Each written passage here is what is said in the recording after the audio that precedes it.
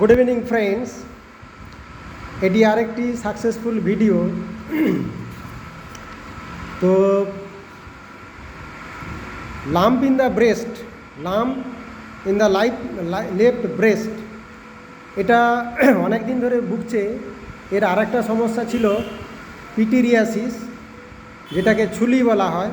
Pityriasis এবং একটা ব্রেস্টে cyst, এই সমস্যার জন্য পেশেন্ট আমার কাছ থেকে অনেক দিন ধরে ওষুধ খাচ্ছে। প্রায় 19/8/2024, প্রায় 1 বছর আগে থেকে। তো টাইম বিভিন্ন সমস্যার জন্য ওষুধ খায়।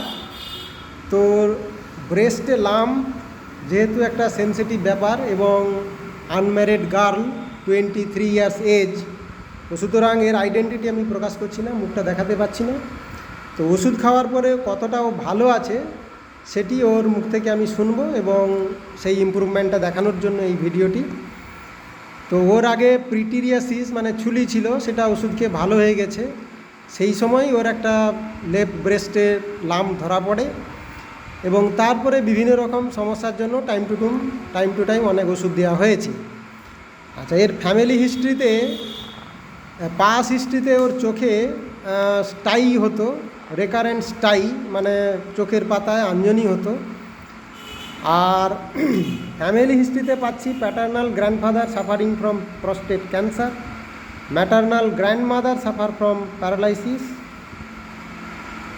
Heart patient prefers bathing for long time, catches cold very easily, appetite profuse, fasting aggravate, pipasa besi, thirst profuse, desire for meat, fish, sour and sweets, aversion to bread,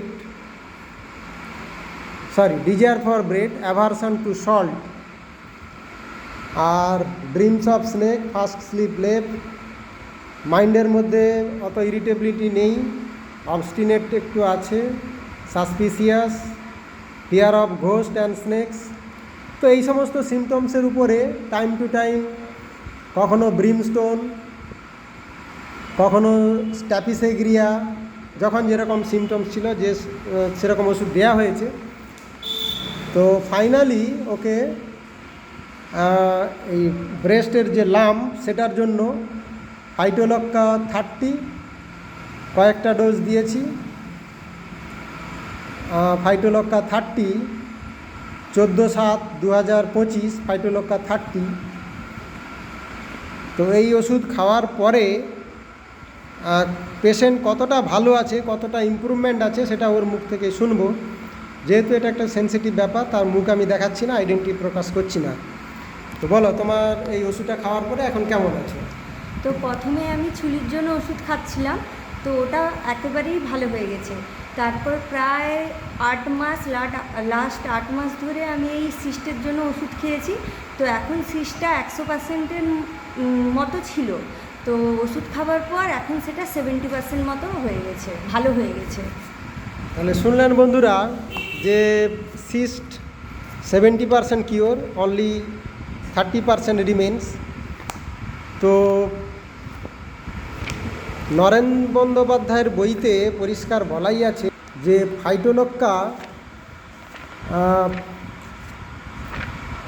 Phytolacca এই সিস্টের উপরে কতটা ভালো কাজ করে।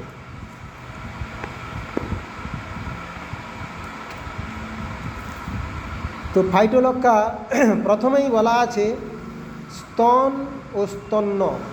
স্তন ও স্তন্য কোনো রোগ লক্ষণ নয়, কিন্তু তাহাদের বিকৃতি বা বৈষম্যের উপর ফাইটোলক্কার ক্ষমতা এত অধিক যে সমগ্র মেডিকার মধ্যে এমন কোনো ঔষধ নাই যাহা এই দুইটি বিষয়ে তাহার সমকক্ষ হইতে পারে। তাহলে এইখানে ফাইটোলক্কা ভালো ইমপ্রুভমেন্ট করেছে। তো আজকে ওকে লাস্ট ফাইটোলক্কা 200, 6টা ডোজ দিচ্ছি দিনে 2 বার, ফলোড বাই পিটিআরএস। এবং যে 30% আছে সেটা আশা করি এই ফাইটোলক্কা 200 বা এরপরে দরকার হলে আমরা 1M 10M দিয়ে কমপ্লিট কিওর করতে পারবো। তো ধন্যবাদ, তোমার আইডেন্টিটি প্রকাশ করিনি, আর তুমি এই যে ভয়েসটা দিয়েছো সেই জন্য তোমাকে অসংখ্য ধন্যবাদ। তোমার পারমিশন নিয়ে ভিডিওটা করলাম, কোনো অসুবিধা নেই তো? না না, কোনো অসুবিধা নেই। ঠিক আছে।